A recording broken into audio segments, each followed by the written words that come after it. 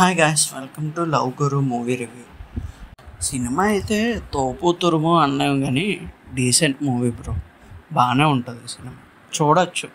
నేను decent cinema అని ఎందుకన్నానంటే, మనకి కొన్ని సినిమాలు ఫాస్ట్గా వెళ్తుంటే బాగుంటుంది, కొన్ని సినిమాలు స్లోగా వెళ్తుంటేనే బాగుంటాయి. ఈ సినిమా సెకండ్ టైప్, స్లోగా వెళ్తుంటుంది కానీ అర్థమవుతూ బాగుంటుంది. మనం చూసే అన్ని సినిమాల్లోనూ హీరో కోసం గొప్పగా చెప్తూ ఉంటాం. హీరో ఏం చేశాడ్రా బాబు, హీరో వన్ మ్యాన్ షో రా నాయన, అసలు ఏంట్రా బాబు ఎలా చేశాడు అని మాట్లాడుకుంటాం. కానీ ఇలాంటి కొన్ని లిటిల్ బిట్ ఆఫ్ మూవీస్ ఉంటాయి, హీరోయిన్ని ప్రెజెన్స్ ఎక్కువ ఉంటుంది, అంటే ఎక్కువ అట్రాక్టివ్గా ఉంటుంది హీరోయిన్ క్యారెక్టర్. నాకు చాలా బాగా అనిపించింది ఇందులో అయితే. అలాగని విజయ్ ఆంటోనీని కూడా ఎక్కడ డిగ్రేడ్ చేస్తూ చూపించడు. విజయ్ ఆంటోనీ క్యారెక్టర్లో ఎలాగైతే ఉండాలో అలాగే చూపిస్తాడు, చాలా డీసెంట్గా చూపిస్తాడు. మిర్నల్ని కూడా చాలా బాగా చేస్తుంది ఆ క్యారెక్టర్లో.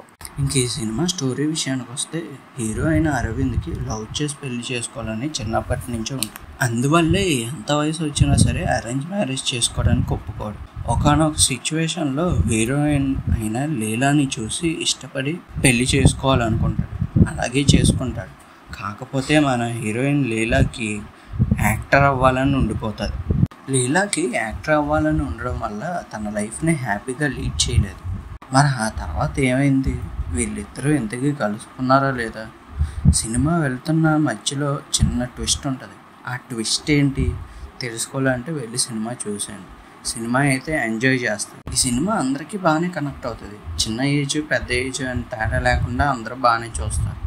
కాకపోతే నేను అనుకుంటున్న దాని ప్రకారం అయితే వన్ సైడ్ లవర్స్కి ఇంకొంచెం బాగా కనెక్ట్ అవుతుంది. సినిమాల్లో కొన్ని క్యారెక్టర్లు ఉంటాయి, అవి లేకపోతే అసలు సినిమాయే ఉండదు.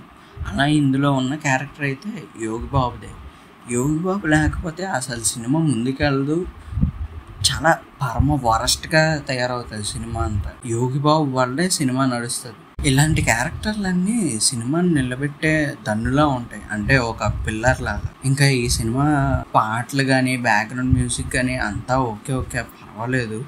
ఫైట్ కూడా ఒక ఫైట్ ఉంటుంది, అది కూడా లాస్ట్లో అది కూడా వెళ్ళిపోతుంది, అవి పట్టించుకోకూడదు ఎక్కువ మనం. ఇంక డైరెక్టర్ కోసం చెప్పకపోతే చిన్న చూపే అవుతుంది. డైరెక్టర్ తనకు మించి ఎక్కువ అంటే అనుకున్న దానికన్నా కొంచెం ఎక్కువే చూపించాడు. చాలా నీట్గా ప్రజెంట్ చేశాడు, చాలా బాగుంది కూడా. సినిమాటోగ్రఫీ కూడా పర్వాలేదు, మరీ అంత క్లమ్సీగా ఉండదు, బాగుంటుంది. ఈ సినిమాలో ఇంకో చెప్పుకోదగ్గ విషయం ఏదైనా ఉందంటే అది కామెడీయే భయ్యా. అవుట్డేటెడ్ కామెడీ లాగానే ఉంటుంది, కానీ అది కూడా లేకపోతే సినిమాని అసలు ఎంజాయ్ చేయలేం. ఓకే గైస్, ఇది ఇవాల్టి వీడియో. నచ్చితే లైక్ చేయండి, షేర్ చేయండి, సబ్స్క్రైబ్ చేసుకోండి నచ్చితేనే.